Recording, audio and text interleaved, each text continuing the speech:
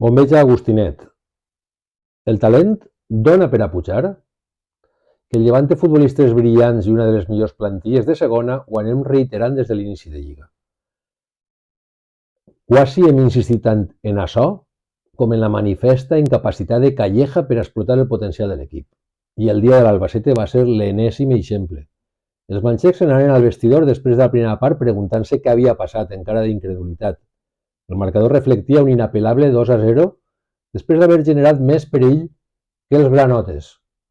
Després del pas per vestidors, l'esquadra llevantina va cedir tota la iniciativa, comentant-se 3 partits a passat, especular en el marcador, comentant-se 3 partits a passat, i alimentar l'esperança del rival de marcar un gol i ficar-se en el partit.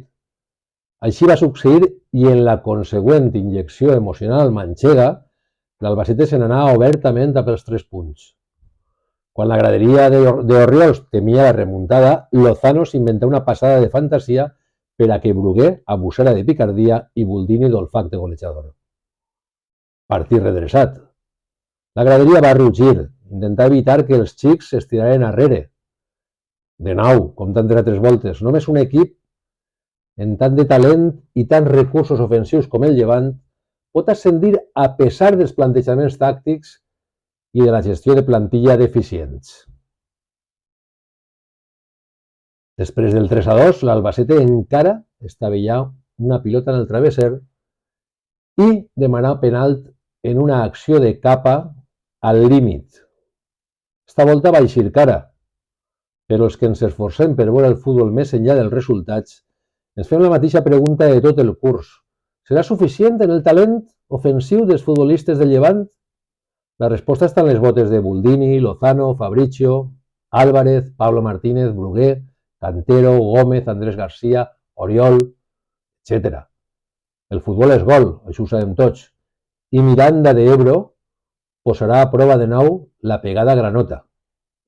El mirandès d'Alessio Lisi espera en Anduba en la seva falange d'humils herois anònims que estan a 6 punts per damunt del descens i a 6 del Llevant que marca el playoff. Per al tècnic romà, després de 10 anys en Orriols, salvar l'equip en menor valor de plantilla de la categoria segons Transfermarkt seria un èxit colossal. Al contrari que en el Llevant, no n'hi ha molt de talent en l'11 Jabato, però desborden ambició i rigor tàctic.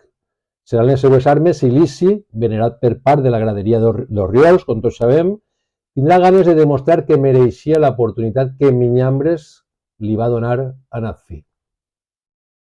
Esta setmana, un altre míster de passat llevantí, Dani Pons, ha estat en boca de tots pel milagre d'Unionistes, el club d'accionariat popular que ha permès recuperar la il·lusió d'una ciutat castigada per la desaparició de la seva històrica Unió Deportiva Salamanca, 1923-2013.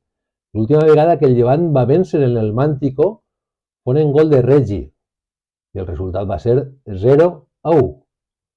Sí, recordeu bé, era l'any 2004 i era l'equip de Preciado que ens faria tan feliços.